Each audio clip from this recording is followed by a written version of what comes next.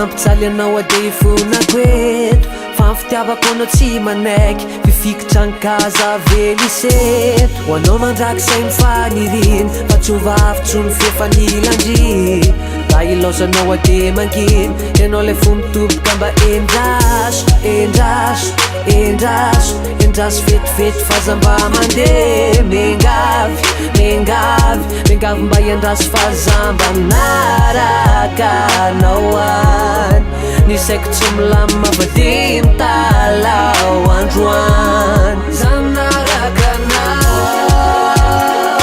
de ho fikontanandrivatsika tsy fandao ka ifonako ny vitavita faza mandeha za magina malahelo tsisy anao maniry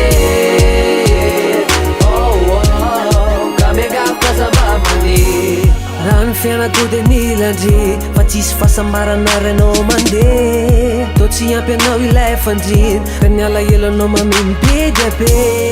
raha ilaozanao de hoaiza mo fa tsy ampitampitampy de endraso alo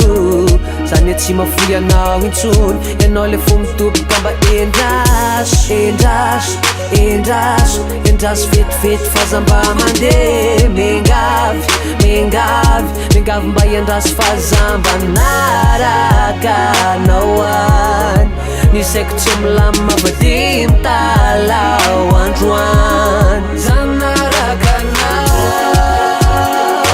de ho fikontanandrivatsika tsy fandao ka ifonako ny vitavita faza mandeha za magina malahelo tsisy anao maniry